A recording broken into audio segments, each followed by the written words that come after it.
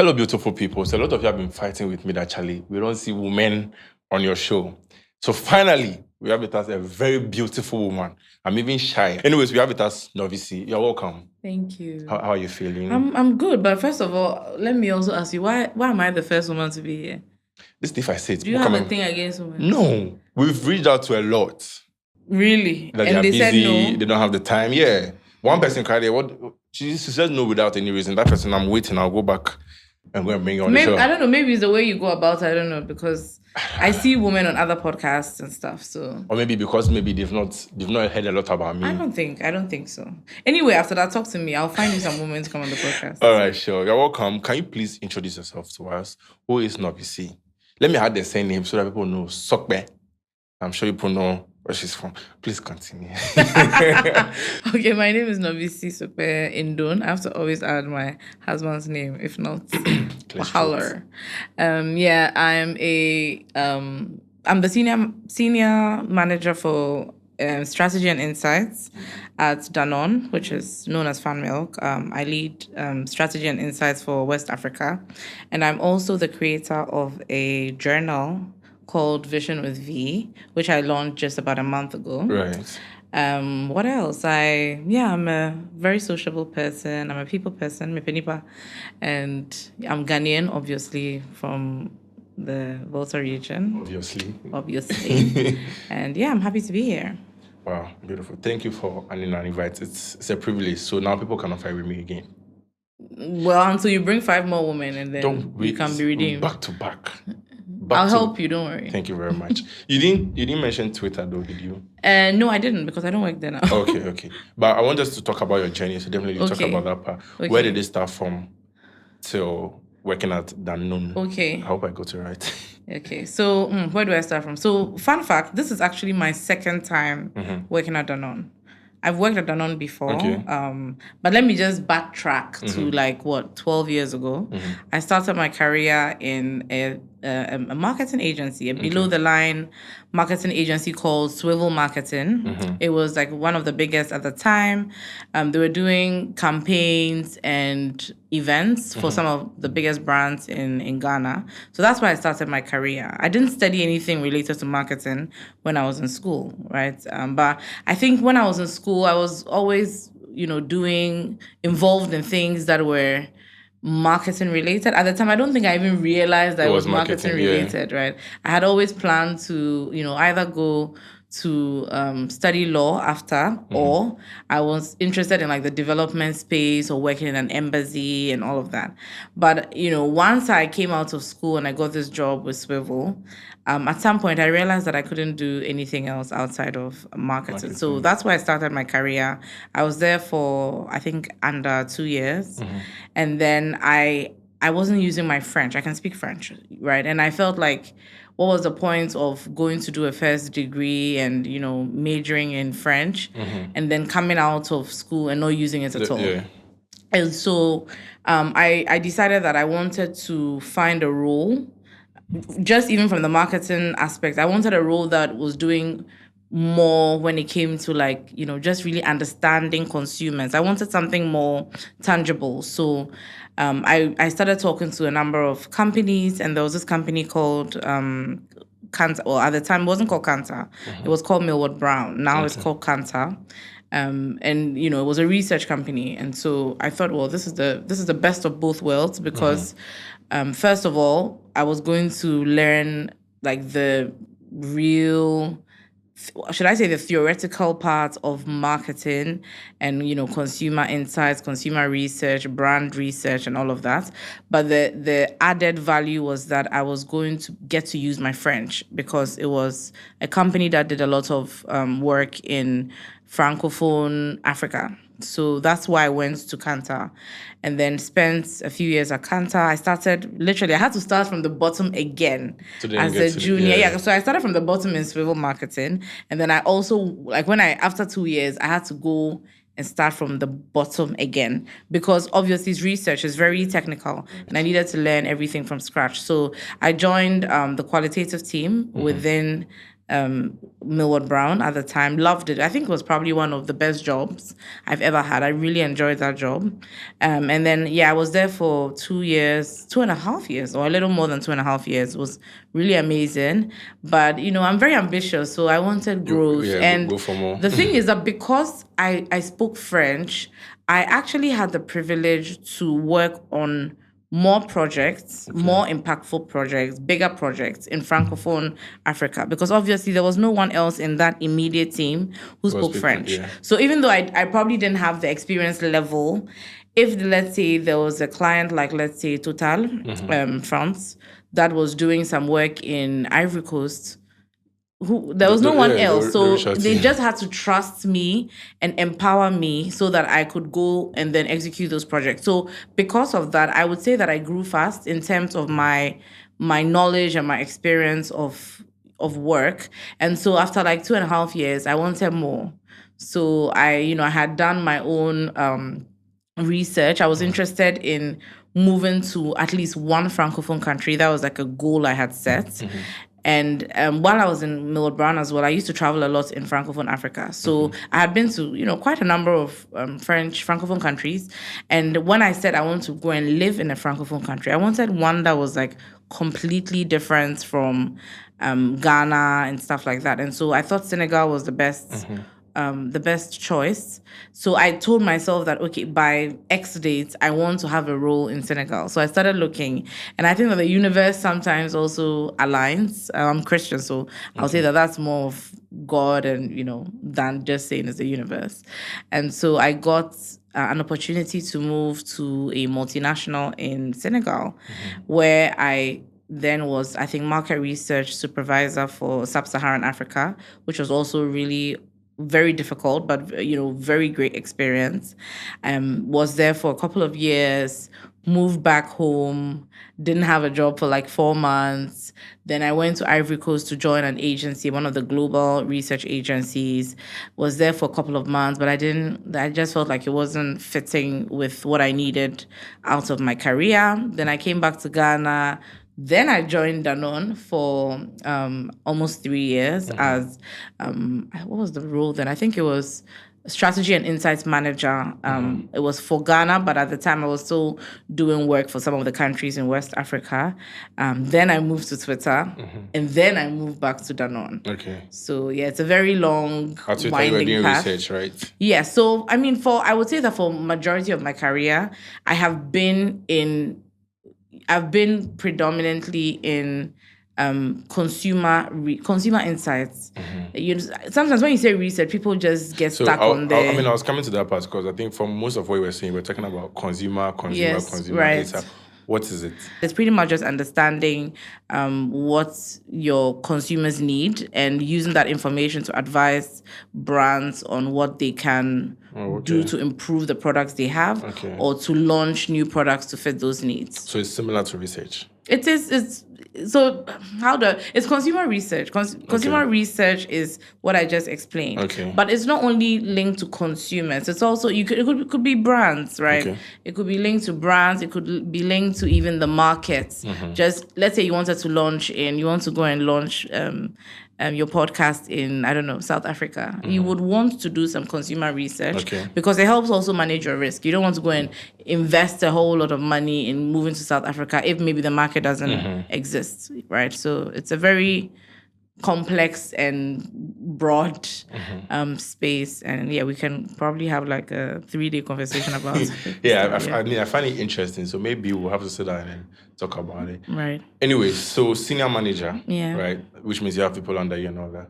Yes and no. So now I don't have a very big team. I have one person that reports to me directly in Nigeria. The thing with being a consumer insights manager or a market research manager is that a lot of the time you're an individual contributor. You're like a consultant within the business, right? So you would have, depending on the company you work in, you could have a very big team, right?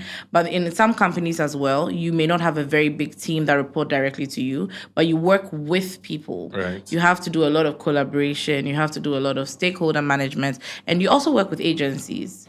like external agencies, and so sometimes you don't actually need a team. So I do have someone under me for now who sits in Nigeria. But like I said, I also work with other people, both peers, juniors, and seniors, and I mean a lot of really senior stakeholders. Deal with some MDs, some country managers, some VPs. I think it's almost like I won't say a support services role, because it's not like you're just there, boy, go and do this and you go. Like you need to be able to even preempt what the business needs and then come up with some of those solutions or understand what the knowledge gaps in the business are, right, at this level. And then based on that, you go and you tell your very senior stakeholders that, you know what, I think that we don't know X, Y, Z. Right. And based on the priorities of the business and where we want to go, we need to know all of these things to be able to get there. So this is my plan for the year. I want to do this project, that project, and this is how these projects are going to help us as a business understand these things, and this is how it will translate to our business priorities, that kind of thing. Yeah. I want to talk about two things: leadership and collaboration. Okay. If you're a leader, I mean, you have people under you that you're kind of managing, overseeing, and all that. But at the same time, you're kind of collaborating with them to get things done. Yeah. How are you approaching it from your perspective? Because as a manager, you're working with people from other departments and all that. Yeah. Right? Which means you have to collaborate with them. Yeah. But sometimes maybe you might be the leader in a way, even if that's not a title, but you are kind of overseeing whatever is going on. How are you? Oh, that's a very good question. And I feel like if anyone is watching and they ever want to continue to build their career in like market research, that's actually one of the biggest skills you need to have, because like I mentioned earlier, you will manage people directly, but you would also not like you will need to do your job with people who you don't manage directly. Exactly. So you don't have to go and say something like, you need to listen to me because maybe I'm a grade this or I'm a level this. Yeah. I'm a senior manager, so you have to listen to me, right? Because sometimes they really they don't care. They don't have to listen to you, right? So you need to, when I say you need to collaborate, you need to form a very strong network, even in the place you work. Great. Like, and I think recently I spoke about that on my Instagram. Like when you enter a job first, you need to figure out who the who's who. Okay. And for someone like for people who work in our field, it's not, when we say who's who, we are not only talking about the seniors. I mean, that matters. You need to know who your boss is, who your boss's boss, your boss's boss's boss, and who their peers are. You need to just really understand the entire matrix, right? But you also need to know who your peers are in different departments. You need to know who some of your juniors are, because let's say we also work with brand managers. We work with junior brand managers, right? They may not be your peers, and it may seem like you're senior to them, but you still need to work with them somehow, right? So I think that when you form those relationships, it's very easy for you to, let's say you need some numbers from finance. Yes, you can send them an email and say, I need it, but but in especially in large multinationals, no one cares. Like you can send people emails and they will ignore you. It doesn't matter that if you can go and report, who are you going to report them to? They will ignore you. So if you form relationships with these people, if you drop them a line on, depending on the company you work with, Teams, Skype, whatever, and you say, hey, I need XYZ. Do you think that you can help me get this?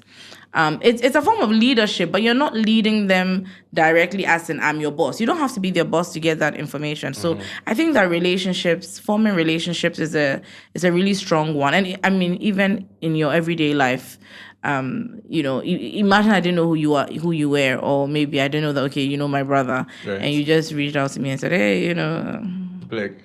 I'm like, hello, who are you? What's your father's name? What's your mother's name? You know what I mean? Yeah. Like, so I feel like forming relationships matters, and that can help you be a good leader. The general ability to be able to rally people together, to get people to do things without them, like without any direct benefits to them, right? And now I'll give you an example. Like recently when I launched my book, let me be honest with you and tell you that half the people who were at my launch, I didn't know them.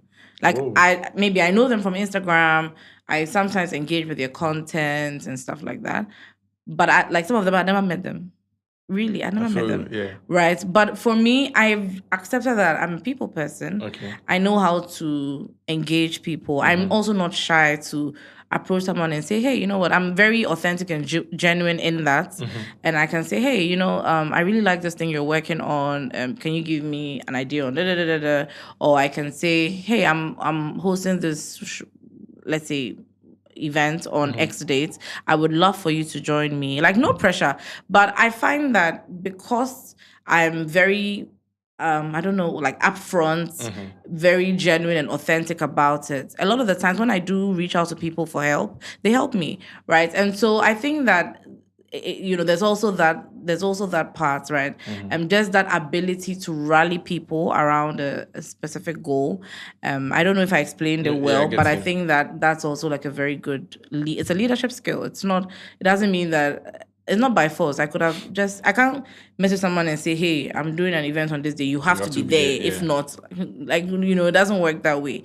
But those skills are skills that are transferable from company to company and from project to project, from initiative to initiative. And I think that those are skills that are important to have. Beautiful. There's this thing I read on your LinkedIn. Hey, Wahala. I mean, about you. There's a line that says, a creative thinker whose attention to detail bring results.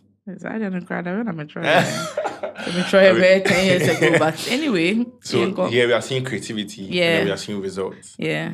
Or outcomes. Now, I think one thing I've noticed, I'm in the creative field and all that, most of the time people that are creative don't really think about the end goal. They just want to be creative.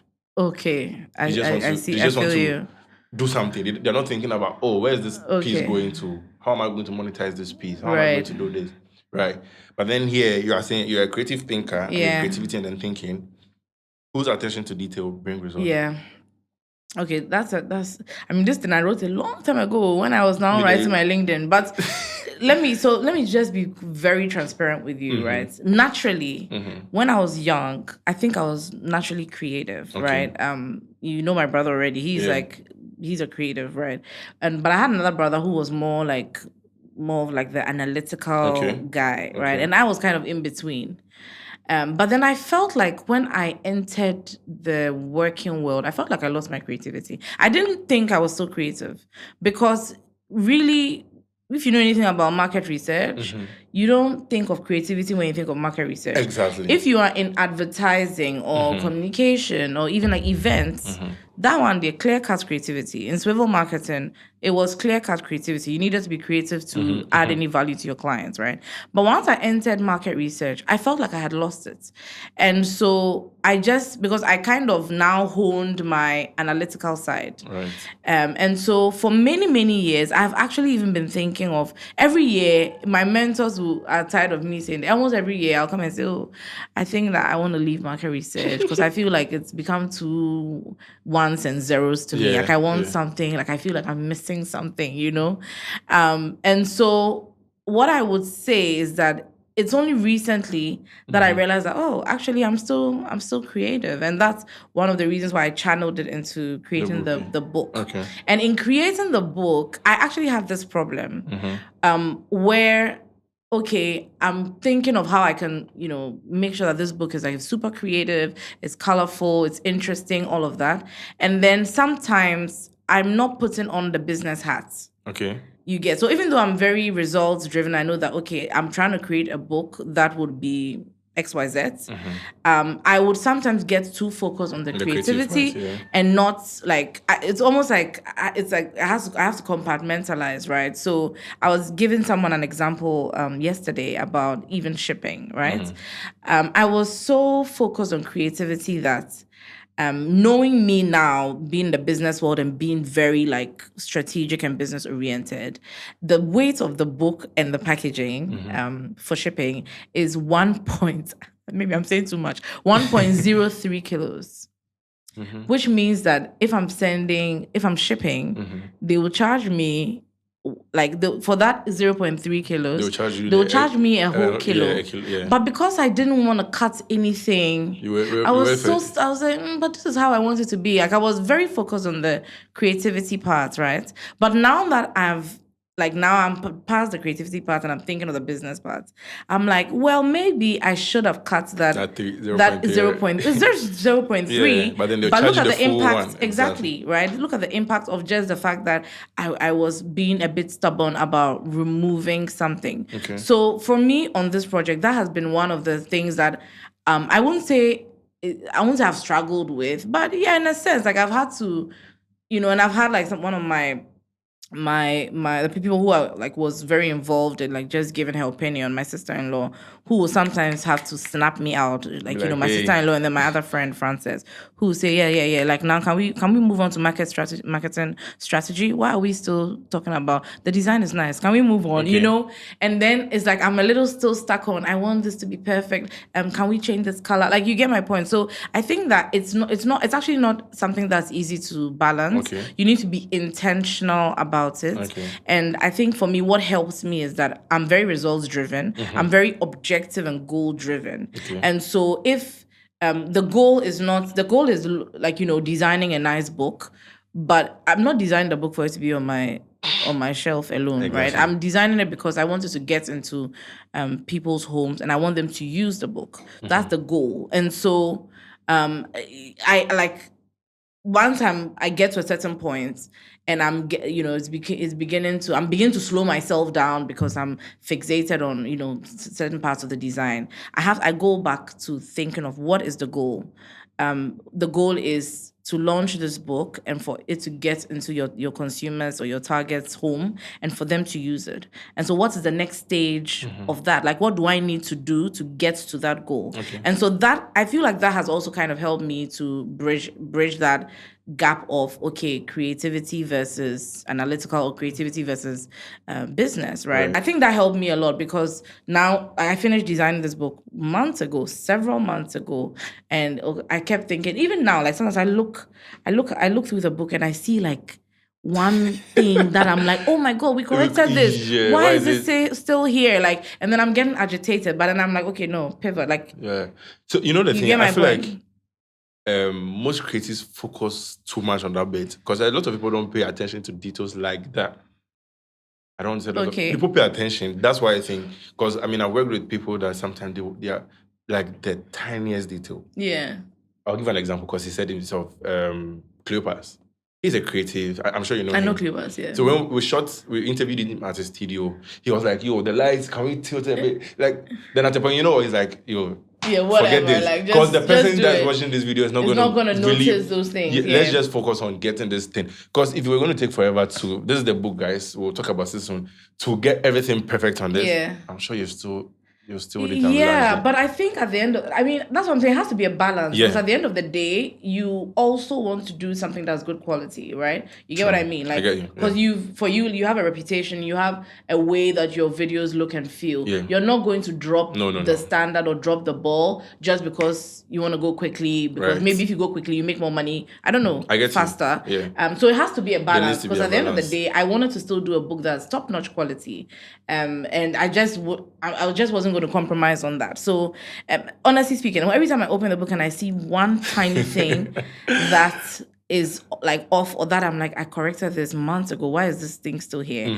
It's almost like I cringe or I get you. I'm in pain. But then I don't think anyone has noticed because it's been how many weeks? Nobody has messaged me and said, oh, I noticed this thing, and you get my point. So it's almost like I am learning the lesson, and my plan is to make sure that the next time I do it, I correct those things from the get-go. But again, I don't remember what the question was about, balancing creativity and the creative part and the result part. Yeah, and I think that what has helped me is also working in corporate. I think people take working in corporate for granted. There's always this mindset that if you go and work in corporate, you're helping people, what's it called? Build their dream. Yeah. I'm like, I think it's a very odd way to look at things. Okay. And let me explain why. Most of the companies I've worked in, like Danone is more than 100 years old. Yeah, it's more than 100 years old, right? In Ghana, Danone is in Ghana as Fan Milk. Fan Milk is 60-something years old. Okay. Right. When I worked in Philip Morris, they are also probably more than 100 years old. Okay. Even Nielsen is an agency, but they should also be more than 100 years old. My point is that all of these companies have been doing this for 100 years old. Imagine your company has been doing this for 100 years. For 100 years, can you imagine how much you would learn? A lot. You learn a lot over 100 years, A lot. a century. Things you learn a lot. changing. Things changing. You go through different transitions. You'd learn your systems to get better. So when people come and work with you.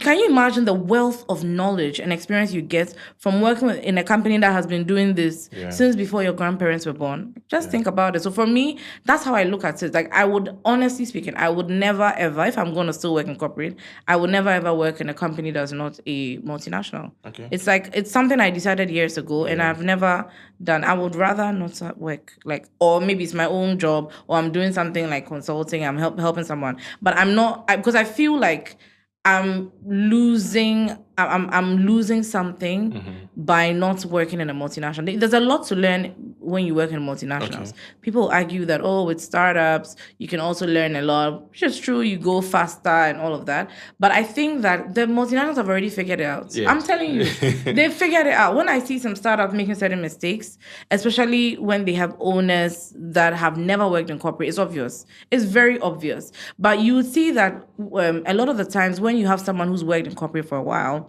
and they start a company, the kind of mistakes they make are different. Yeah. They're very different because just working in corporate, they learn a lot. You just learn a lot, right? You learn even how to interact with people, something that you may not always have.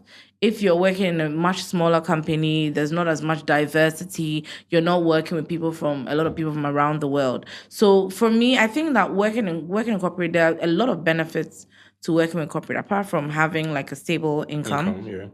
I really think that a lot of the corporates have figured out a lot of things. And so when you're working there, you benefit from that, do you call it institutional knowledge, or just that longevity that they have? Yeah. I like the point you made that there's benefits from working. A lot of people think, let me start a business. Yeah. They don't want to work under somebody because they feel like they're helping somebody build something. I mean, I started working when I was in level 200, working with people. Even before I started this thing, there were so many things I learned. I remember when we did a roundtable discussion, there was something I did, and then your brother Meister and Sheldon was like, do you do a 9 to 5? I'm like, yeah. They're like, oh, that's why, because you've learned something from there. Yeah. A lot of people that just come out from school they've not learned certain, like you were saying, human interaction, how to work with people. I'm telling you, like, I don't want to use anybody's business as an example. You can tell. I'm telling you. That's true. I think now most of the people in corporate have stopped arguing. Like, they've stopped getting involved in this whole, entrepreneurs are this, corporate people, like, whatever. Not everyone can be an entrepreneur. Continue. I would rather take my small salary and know that it's coming every month than, like, not everyone can be. Me, I don't think I can be a full-time entrepreneur. I even think that will affect my creativity. Right. Because when I was doing this, I wasn't thinking of money when I was doing it. So I didn't it made me creative because I wasn't thinking of if I put this, then I can't charge that. No, I wasn't thinking of any of that. I was not, because at the end of the month, I know that I'm getting paid, right? I'm still working hard at my corporate job because I also want to rise in corporate, and I'm doing this kind of as a passion project, right? It was only getting to the end of it that I realized, okay, how do we monetize? How do we monetize in a way that is sustainable for us, and that is also like a fair price for the consumer? So I mean, I honestly, I don't think I'm gonna leave corporate now. Maybe I'll take a break at some point, but I just don't see myself being a full-time entrepreneur. It's Hunger Games, like, excuse me to say, because and that for more. Yeah, and that form, like, I'm being honest. Even just working on a passion project and having to monetize it's not a joke. So I sometimes ask myself that, imagine if. I mean, I think I've done pretty well since I started. It's only been like a month, and I think we've been good. So I'm very grateful to God. I cannot complain. But there've been slow days. There've been days that we didn't sell, like, nobody clicked the link, right? And so I was like, okay, so if I didn't have a corporate job and I was relying on this for, like, to survive, you'll be hungry for long. I'll be hungry. You get my point. And I mean, there've also been days that, hey, when I'm sleeping, I hear the pay stack. I was like, oh my goodness, this is what they mean by earning money when you sleep, like, and then it's like, it's like the money is looking good. But at the end of the day, imagine if you don't have a corporate job. I won't even be creative, because I'll just be thinking that, Charlie, what's the quickest way to make I can cash out, And I think that because it's also helped me really focus on the ethos of what I'm trying to do. If not, I won't even care. Like, master, I'm here to just like make some money, and it's not really about what I say it is about, So That's true. I was speaking to a friend recently. I'm forgetting who he was, but when there's something he does for fun, and I was like, bro, you're good with this. Monetize it. I was like, nah, I'm just doing it for passion. Fun, yeah. Once money comes in business, yeah, it becomes stressful. It's stressful. It becomes stressful. Even this thing I'm doing, I remember I was talking to one of the guys, like, you know what? I want us to make money from this, but I don't want that to be our focus. Because once it becomes that, Charlie, when are we creating this content so that we can make some $100? Like, you know. Yeah, nah, I don't want that. I mean, even me, like with my social media, the few times that like brands have asked me to come and work on something, like sometimes I'm just like, okay, this is hectic, like, you know, or maybe I know that the time that you asked me to do this thing, I'm gonna be in a meeting, like. I can't skip that meeting. Or I remember there was some brand like maybe like 2 years ago or so that needed me to come and do something. I had to cancel last minute because I had like a late evening meeting that dragged. But do you get my point? So I'm like, yeah, I just want to do this for fun. I don't want my social media to start feeling like every content I put out there is so curated. It defeats the entire purpose. So I'm glad that I'm not doing it to eat. Right, you get it? Exactly. Because then I can feel free and say no. I can feel free and say, oh, no, it's not my thing. Or I can feel free and say, oh, yeah, sure, I can come to this event. But, like, yeah, I don't see myself like some content creator. I'm coming to, it's just not my thing. I just want to come and then show an, authentic experience. So, yeah. You said something about staying focused. Mm-hmm. You're going for it. Result driven. Yeah. How are you doing that? I don't know whether it's just something that comes to me naturally. Mm-hmm. I think some of it is personality. Okay. And of course, I think I plan. I'm a strategist, right? So everything is thought through. Everything is planned, right? Okay. And so that helps me not stray, right? Or if I stray a little. You know that I maybe check in with myself and I know that, okay, actually you've lost the plot. You need to get back. So I feel like that helps me. Naturally, personality wise, the fact that career wise, I've been doing this for a while. So sometimes, even if I don't sit down today and say, okay, this is the plan, in my head, everything is pretty systematic. I'm one of those structured people when it comes to the way I do things, the way everything is really structured. Even the book, if you look at how many notes I had taken from like a very long time ago, once I started thinking, okay, I'm going to do this, everything was structured. So I think that helps me writing it down. That's why I created the book, writing it down, writing things in points. Okay. What else would I say? Defining the goal. I feel like maybe that's the number one thing. Okay. Defining the goal. Mm-hmm. And let's say if I'm working on a specific project. In fact, let me even take it back. In my personal, like every year I set goals. Okay. I set 3 to 4 goals. Yes. And so everything I do in the year is somehow geared towards my goals. Okay. So if someone comes today and comes to ask me to do something and that thing doesn't fit with one of the 3 or 4 goals that I've set, it's easy to say no because it's almost like I have a framework that I test things. Yeah. Is this going to help me achieve this? Yeah, exactly. So I'm thinking of a good example to give. Let's say, okay, I think I gave that example somewhere in the book. I wrote like a scenario, right? Mm-hmm. Where there's like a girl who wants to buy a car. So she's planned that this year I'm going to buy a car. And how am I going to do it? I'm going to save X amount every month till I get the car. She has managed to save, a portion of the money. Mm-hmm. She's very encouraged. She knows how much the car she wants to buy is going to cost. Then she's never traveled. So a number of her friends are doing a girls' trip to, I don't know what country I use, Dubai, I think Dubai. And it's going to cost a specific amount. They told her last minute, but she really wants to go because she's never traveled. Now, the thing is that she has saved the amount of money she's already saved for her car that she will probably buy at the end of the year. That money can pay for her trip, right? But she has to take a step back and ask herself, okay, so if I use that money to pay for the trip, it will be fun. Nobody's saying the trip is not going to be fun, but it's a sacrifice. It would mean that I can't get the car. It would take me maybe another 6 months or another 8 months to get the car I want. Right. So if you are serious about your goal and you know that, Charlie, I really need to get this car, what would you do? You'd have to say no. Yeah. It will be tough. It will be like a bit of a sacrifice. Exactly. Yeah. But because you have a certain framework that you are working towards, it's easier because you know that, okay, I can still do this. Another girl's trip will come. Dubai is not going anywhere. If it's in 1 year, it's in 2 years, it will come.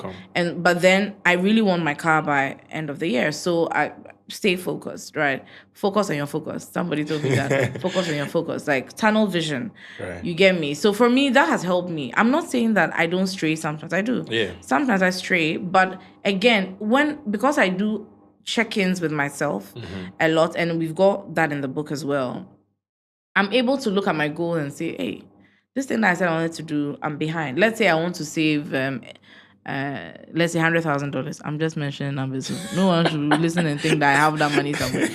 Let's say I want to save $100,000 by what's it called? Let's say in 1 year, from January to December, right?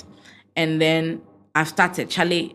Every month I'm saving $10K. I feel like I'm talking about my own dreams. So. Every month I'm saving some $10,000.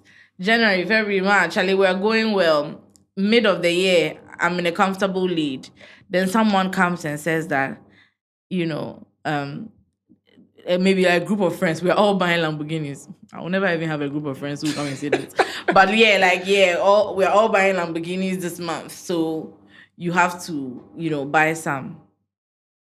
If I don't have, even if I have, like, the point is, it doesn't fit. It doesn't fit into it doesn't fit into. But then if I don't have, if let's say I was just going with the flow and someone came and said that, it will completely distract me. I'll just be like, Charlie, it could be you. Like, yeah, like, it will be so cool, eh? Like, we'll be driving around Accra. You get my point? So for me, it does help me to sometimes, like, stay focused. And I mean, saying no is not always easy, but sometimes I have to say no. I have to say no to myself. I feel like sometimes when we say no, we're like, hey, say no to your friends. It's not always even about saying no to your friends. It's about saying no to yourself, because sometimes you get distracted. Your eyes you see something, you'll be like, hey, like, this thing would be nice if I did it. It would be nice to be sitting in, I don't know, Barbados, enjoying life right now, right? But you can't afford it. Like, that's actually what it is. Like, you actually can't afford it. And it's not, when you say you can't afford it, it's not because maybe you don't have some money on you. It's that because of the goals you have and what you're trying to do, you don't have enough to sacrifice to be able to afford this other thing, right? And another thing that I do, let's say last year, Vision with You was not actually on my original goals. I had, I think, a set of 4 goals. One of them was finding a good job, because don't forget that Elon happened. So I didn't have a job at the beginning of last year. Wow. And so one of the goals was not just finding a job, but finding a good job, good in terms of the content of the work, and also obviously a job that was paying as close to what I had as much as possible. And so I don't think I didn't realize that I was going to achieve it as quickly as I did. My plan was that latest by end of Q2, I should have a job. And then by, I think, by end of Q1, I already had a job. I started my new job, I think, beginning of March. So now that goal was achieved. Right. So I had to remove that goal and I had space. Okay. So you can put something exactly, there. Right, exactly. But if I hadn't achieved it, it would have almost seemed silly that you've not found a job and then you are there, hey, I want to write a journal. Like, do you get my point? It would be like, don't you have priorities, So for me, I feel like that's another thing. In as much as I'm saying that have your goals, obviously don't have too many goals, because then you're also all over the place. Yeah. When you read the book, you find the number of goals I recommend. And you have that flexibility to say that when you achieve one thing, you can put another thing there, right? Yeah. There was also something that I put in my goals last year that I didn't achieve. But I'm still working on it. This year, I don't think I will fully achieve it. But I think now I'm almost like 70%. Like, I'm 70% close to achieving that goal. And in fact, in hindsight, I think that maybe I was putting too much pressure on myself. That was not a goal that was going to take just 12 months to achieve. So there are all of these things. I like what you said about not putting too much, because that's what I do. And when you said 3 or 4, I was like, hey, this lady, 3 or 4, like 12 months, just 3 or 4. But then I think about it, I'm like, it makes sense, because there's some things that would take a while to achieve. Yeah. Some mistakes we do. Even myself, I think this year I had more than 10 goals. I should have come here with a cane. You have to lash me. How? That's the thing. So That's a lot. I just learned something from That's a lot. just this, because then, like you said, you're just moving here, moving. But if you have 3 or 4, you can just fully focus on that. Just give all your attention. I feel like at the beginning of my career, I don't remember who said, I don't know if it was a mentor or some HR manager in one of the companies I worked. And I think she used this thing to demonstrate it, where she had like a lot of balloons in the room and she just threw all the balloons and said we should catch as many as possible. Those who were super focused and just went 1, put 2, 3. Those people ended up catching more. But those of us who were greedy and were trying to catch, we couldn't even catch like 1 balloon, right? And for me, that stuck with me. Right. So I was like, and she used this to explain goals, how to make sure that your personal goals are very focused, are very streamlined, and you shouldn't have too many, right? So me, you will see how many I recommended the book. Yeah. But if not too many. When I look back, the last few years of my life, I have achieved most of the goals I set. Even if I say I'm going to achieve in 12 months, I don't achieve in 12 months. I achieve it maybe 18 months, or do you get my point? Yeah. And so it makes me believe that it works. It actually works. People will say, but if you only have maybe a few goals, maybe you're not being ambitious enough. But I think that the goals I usually have, they are not. I mean, I said I was going to write a book. I did it. I said I was going to do it by end of last year. I actually did do it by end of last year, but it took me another 8 months to launch it because there were other things. There was shipping, there was, publishing, there was the marketing, and that took some time. But for me, it was still an ambitious goal, and it's wild to me when I look at it and I said, oh, I actually did it. Yeah. And there are a lot of other things that I always plan to do, and then I do, and then I'm never satisfied, and I'm like, okay, what's the next thing? I'm working on that. Yeah. Beautiful. There's something I was to say. If you watch Unscripted, there's something my style. All the 2 episodes has come on. You get my point. You like my style. You also always bring it here. Oh yeah. I mean, he came. So I say that a lot. Yes. So we are twins. Yeah. I mean, it's in the blood. Yeah. You get my point. They will talk sign. They want to make sure you understand them. Anyways, I want to talk about the book, but one more question. I mean, you've worked in several places. You've worked in corporates. How are you getting into these places as a female? I mean, I want to highlight on that point. One, because most females feel like, oh, there are no jobs. They are going, maybe they are going to take advantage of them before getting in there. They are scared to go for some of these jobs, to go bigger. I mean, I like the fact that you said you are very ambitious. I just going. I'm done with it. I'm going for the next thing. How are you getting into this? How am I getting into that? Let me think. Each place that I've worked, I think it's a combination of things. First of all, you can't put a price on experience. You can't put a price? You can't put a price on experience. I am very experienced. I'm saying it confidently. I have several years of experience, almost 12 years cumulative experience. It's not even a lot, but I'm just saying, I have experience. I do have the experience. I have worked. I have done the work. So I know the job. I have the experience. So there's that. So that's the first part, right? Nobody's giving me a handout. Right? If you see me in a role, I interviewed for it. Even there have been roles I didn't even interview for. But even those ones is because of my prior experience. And so they said, we want you in this role. Let's have a conversation. And then they are pitching the role to me, really. And so I think experience is definitely number 1. Number 2 is LinkedIn. Me, honestly, I always say this thing. I don't take people... When somebody calls me and says, oh, I'm looking for a job, I'm struggling, they'll be talking plenty. And then you ask them, do you have a LinkedIn? They'll say no.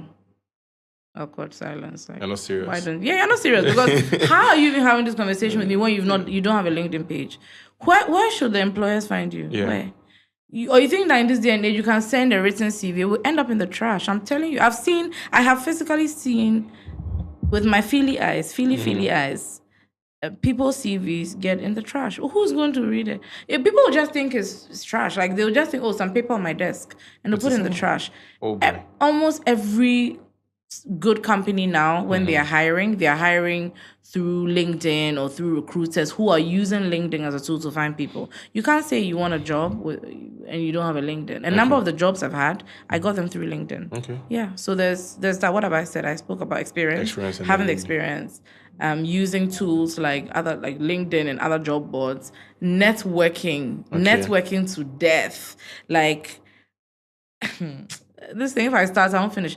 I feel like people really take networking for granted.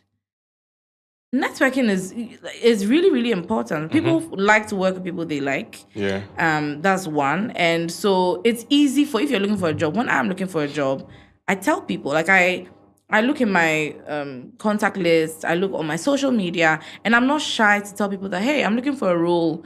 If you hear of anything, I don't have a role anymore. Like, I'm looking for a role in XYZ. Okay. So if you hear of anything, let me know, right? So there's that. And the thing is about networking is that on my side as well, when, let's say, someone reaches out to me and says, I'm looking for someone who can do XYZ, even if I can do the thing, fine. But if I can't do the thing, I'm not gatekeeping.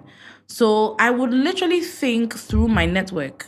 Who do you know that can do this? And I'm not only even thinking about people who are actively in my network, like people who have even become my friends or acquaintances or just even connections. I even sometimes think of people on my LinkedIn, like, do I know anyone who has, maybe who's an engineer, who has this, who has that? Like, if that's the kind of person that the recruiter is looking for, right? And then I will reach out to them or I will recommend them. I can't recommend someone I don't know. I can't recommend someone whose work I do. Now, I'm very scared of that. Like, yeah, because... You recommend it, they don't get the job done. If someone reaches out to me and they ask me to recommend someone, why? They're asking me because maybe they trust my judgment. Yeah. They know that I'm not going to recommend someone who's not good, right? So I will make sure that whoever I'm recommending is really, really good. And so, you know, in the same way... That's how people also recommend me when there are certain roles, right? Just even to have a conversation. So what have I mentioned so far? Experience, LinkedIn, networking. I think networking is a big one. Like a number of the jobs, even I think my very first time in Danone, I think before I started talking to Danone, I was still in my previous company, but I wanted to move back to Ghana. And I had spoken to a few people in the industry, like, and I had said, hey, you know, I'm thinking of, coming back to Ghana and I'm looking for a new role. And one of the people I spoke to, he was like, that's interesting. And that it just occurred to me that, then he already knew what I did, but he asked more questions that, wait, do you also do this?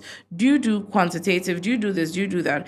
How many countries have you worked in Africa? He was like, oh, okay. So actually, I think that Danone is going to start hiring for that role soon. So why don't you send me your CV and I'll send it to the HR person, right? So I'm not saying that networking means that once you know this person, you get the job. Because people have that mindset that almost like in our parents' times, like what people call connections. Connections still matter. Connections... I feel like networking is connections, but it doesn't mean that if I know this person, they'll just take my hand and put me in the role. No, you still have to demonstrate that you can do the job, and you're still getting the job on merits. Just that you are getting more access. Right. That's what it is. It's access. You're getting more access to opportunities, and you're just getting more access to the people who can give you more opportunities.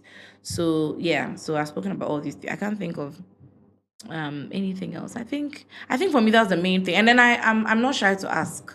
Like if I'm not like, what's the worst? You say no, I'll go and be sad. But like, yeah, whatever, moving on. Yeah, like so what happens is, let's say I see a role that I like.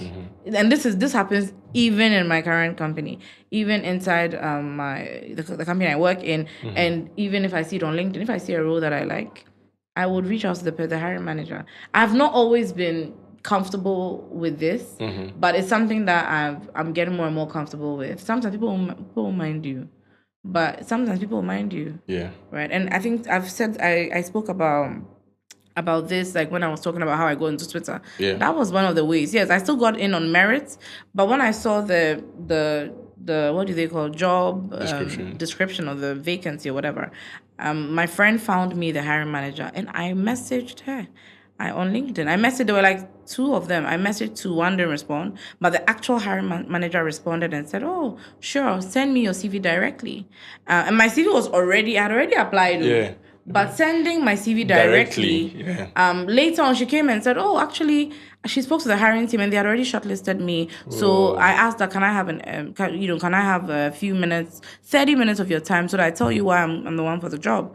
Do you get it? And so in as much as I probably already qualified for it, I think that being brave enough to message her gave me maybe a few steps ahead, because then it's like, okay, attention, they're looking at your CV. I was going to add something, but I think I forgot, so I'll just let you. No problem. I want us to talk about Vision with the goal setting and vision journal for ambitious African women. Where did it start from? What was the inspiration? I mean, yeah, you said you added it as a goal, but yeah. So I think there are a number of the story is a little all over the place, but I mean there are a number of things that inspired it. First of all, I started just to tell you when I even started journaling proper. I started journaling properly when I was in Senegal. okay. Because again, first time being an expat, I was by myself. It was a very difficult time. It's one of the best times of my life because I think it was really a coming of age, but it was still a difficult time. It was a new job. It was tough to adjust. It was a new country. And so I started journaling. And I would journal my thoughts, my feelings. I would journal things that happened at work. And then it would help me really unpack like what I did wrong and how I can fix it. I would write my goals in there and all of that. And so I just kind of fell in love with journaling. And I've kept that habit since then. But I've always also felt that I have not really seen any journal that was really relatable. Okay. Right? That would, that would help me as an African woman help me achieve my goals in a certain sense. So last year when I was trying to work on another personal project, I thought, okay, well, I think that, for that project, we're going to need like some notebooks. So when I started trying to design these notebooks, I asked myself that if I had to design a notebook or a journal, like what is like my ideal journal, right? And so based off that, I started thinking of all the things that I wish I had or I wish I knew when I was building my career. And I think one of the main things was that I wish that I wish that I had learned from the experiences of other women. Okay. And so based off this work I did, I told you I'm very structured with the way I do things. Based off this work that I sat down to do, that okay, what are all the things that I want to put in this journal? I want the journal to be truly Ghanaian, truly African, but also be very relatable. And I wanted to be kind of like a companion for other African women, other ambitious African women. And so that's kind of how I came up with doing the journal. So I was very clear, I'm going to make a journal. And then I just thought of all the things I needed to add, which is why I added the stories from other women and then the Idinkra. I don't talk a lot about the Idinkra symbolism. I should start. It also has like, for each section is themed after an Idinkra symbol. Okay. And a specific value or virtue that we wanted to highlight. And each of the women that we selected, we tried to find women that kind of fit somehow with the theme or with that specific Idinkra symbol. So I'll give you an example. We put, I don't know if you know Beryl, who's the CEO of Echo. Do you know Echo? No, yeah, I know Echo. She's the CEO of Echo, and we put her at the section for creativity. Okay. Right? Or, there's someone else that we put, someone like Sarah, who I've always admired. Like, she's like super disciplined, super focused. She's like always prepared, that kind of thing. So we put her at preparation, which is like when you map it to the Idinkra symbol, that is Pimpamsie, which means sewing in readiness, right? And so you pick the individual, their personality, and then match it. No, but what's interesting is that I had done those two jobs separately. Oh, okay. I had selected the symbols I wanted to highlight, and then I had also looked around and I already had a list of the women. Like now, I already have a list of the women for the next edition. Yeah, and so when I started putting them together, it was almost like a perfect fit. Wow. It was like, oh wow, like this person, like maybe Aisha of Christy Brown, we put her in the section for femininity. Okay. Or Crystal, who we put in the section for passion. Passion is like, Akoba. Femininity is what we put for Diafe, that kind of thing. It was like a perfect fit. Right. It really was like a perfect fit. And so for me, it just made me feel like this is how it's supposed to be. And I hope that we get some of that magic when we're doing the next edition. So people said me I can't read some of it. Sorry? You said women. Let me just be very So the boys say we can't read with the you. book. Do you know that the men buy a lot of the book? So when I said this last time, somebody said, oh, they are buying for their side chicks. I'm like, come on now. And the men buy a lot of the books. Like most of our multiple purchases, like the people who have come and bought 10, 15, 5, 7, they've all been men. Interesting. I'm telling this you. guy, if he buys this, is for his side chick. It's not for him. Interesting. So, I mean, what about in there can be applied? I think it can be applied to men as well. Because aside that, there's a whole section on, of course, self-care. I focus a lot more on women. I mean, you can still learn from those things, right? It's universal wisdom or universal knowledge. But there's something around even feedback. Okay. How to understand feedback, how to ask for feedback.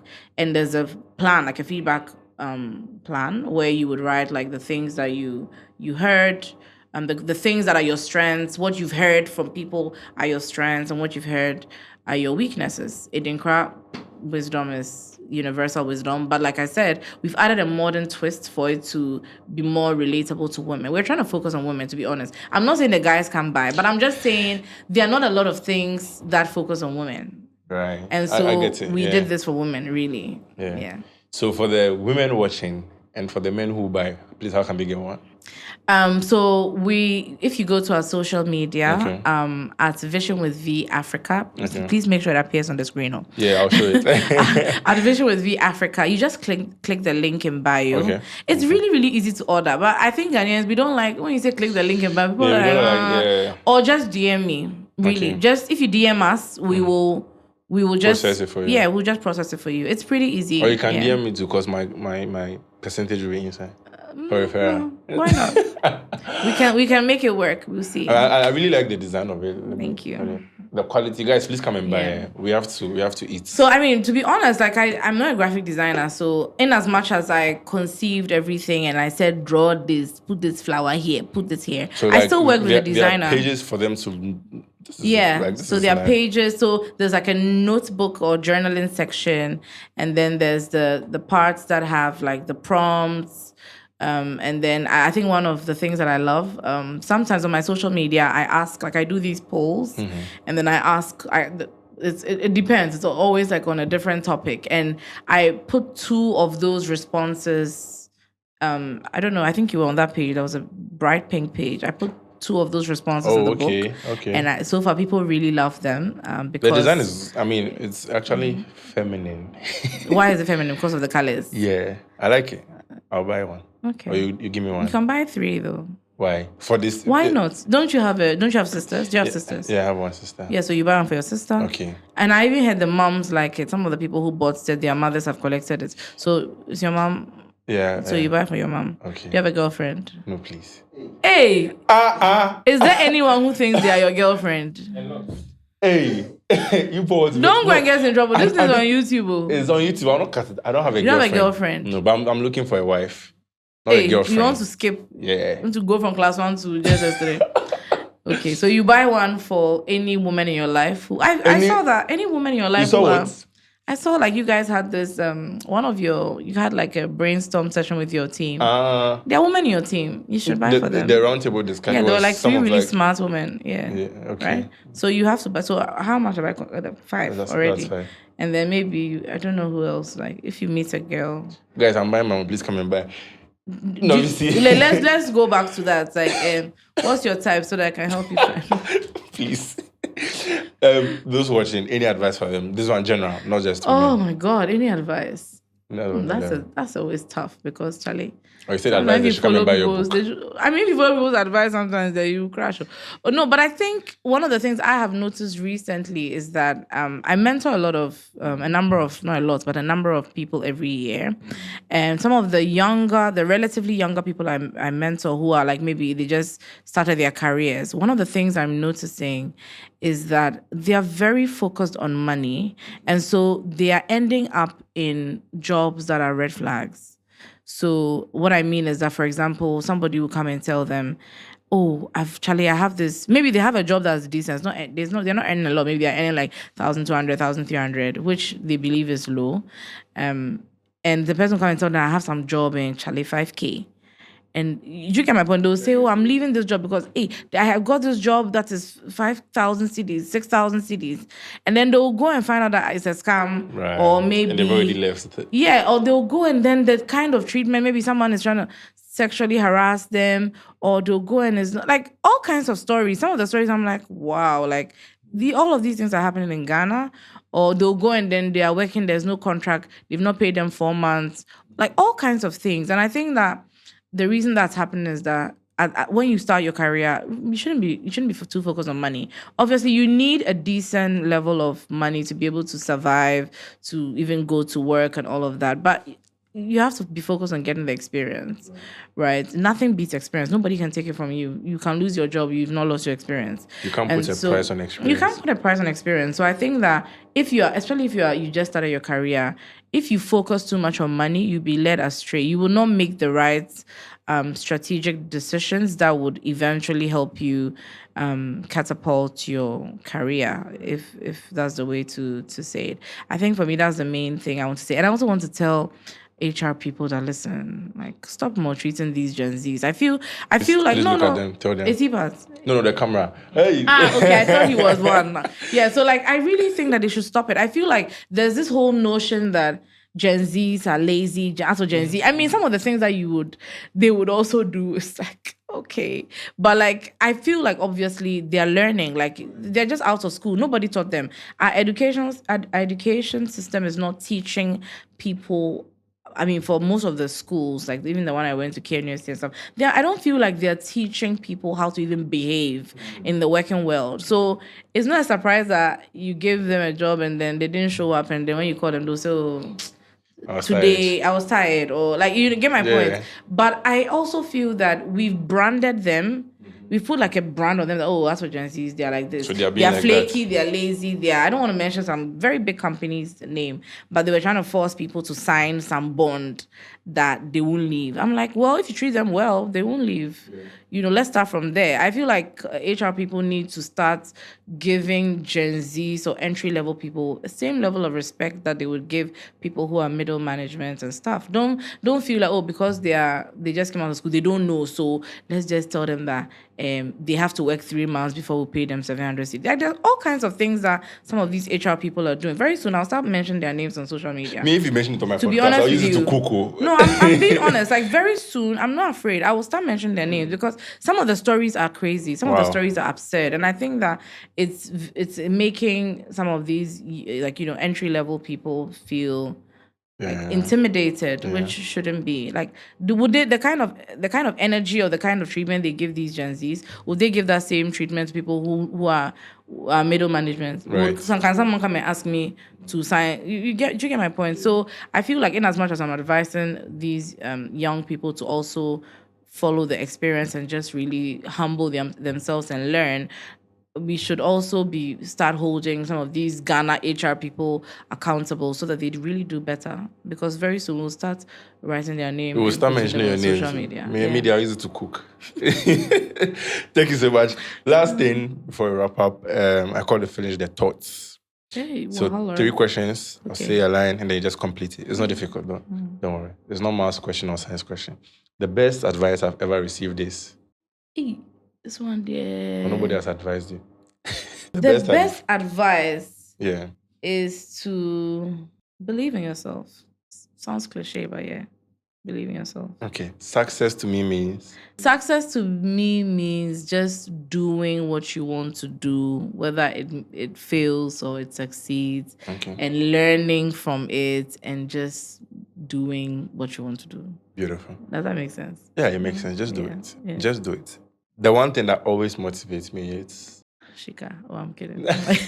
The one thing that always motivates me is that I am a child of God. I'm inherently talented, and I'm inherently blessed if I'm here, and that I can do all things through Christ who strengthens me. Hey, I'm bringing my grief out. Let's go. The one thing that motivates, so that and just the fact that life is for living, and enjoy it. Yeah, and also money is good. So. Thank you so much, Norvisi, for coming. I really enjoyed this conversation. Same here. Hope we do this another time. Yeah. Guys, please tell them to subscribe. Subscribe! Oh, so beautiful. Every time the men subscribe. We are out.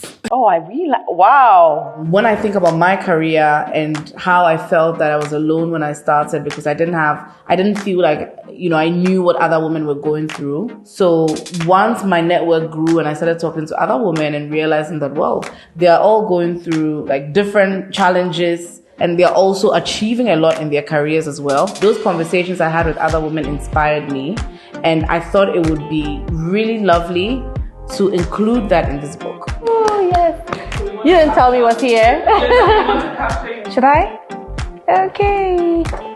Oh, I love it. Wow. Oh, this is really beautiful. This is beautiful. Wow. I'm giggling like a child. Yay! Ta-da! I love it. Life has taught me that success is about growth in your personal and your professional life. So success to me is bringing joy to myself and also bringing joy to others. Growing up, success to me meant money. But I grew up and realized that is not success. Success is about impact.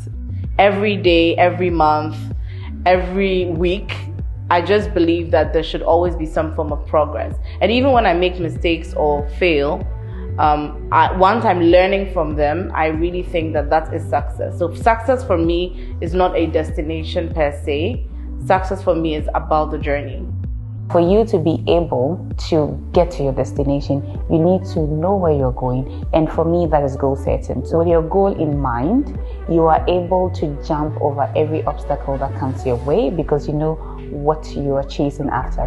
Trusting my own instincts have helped me tremendously. I know just who to hire. I know who I can work with long term. Yeah, I guess just lean on myself and then also on the wisdom from my mom have both helped a lot. Yeah.